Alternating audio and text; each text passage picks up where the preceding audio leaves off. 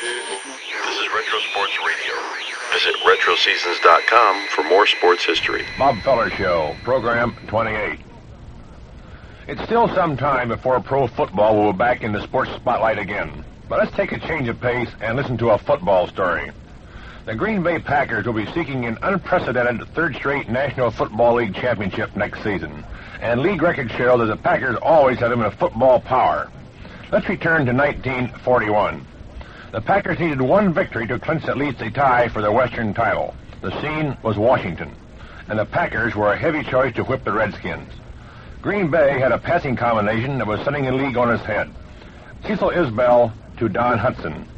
The Redskins had quite a passing attack too, and the reason? A fellow named Sammy Baugh. The game was only a few minutes old when the Redskins marched across the length of the field for a touchdown. Before the opening period was over, a field goal was added, and Washington fans smelled an upset in the making. The fans became even more convinced when Baugh connected to Bob Seymour for another touchdown shortly before the half ended.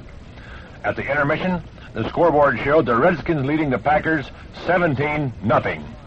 The big Redskin line was smothering Isbell, and the secondary was covering Hudson like a glove. But there was still a half to go, and anything can happen in a football game.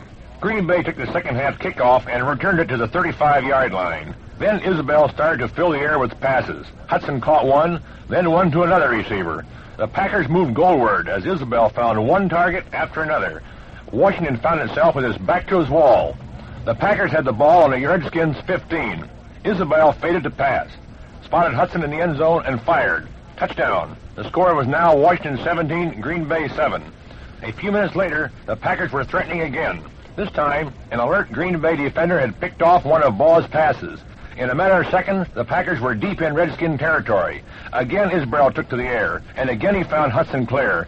Touchdown. The Packers had inched to within 3 points of Washington at 17-13, but there was still a whole quarter to go. We'll be back in 60 seconds for the exciting windup.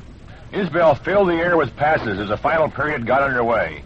The Packers moved from deep in their own territory to the Redskin 46. Then Isbell fired to Hudson again. Don eluded one defender after another. Then streaked goalward. Green Bay had scored again and took the lead for the first time, 21-17.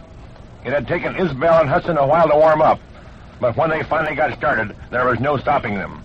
They made up one of the greatest passing combinations in Football League history.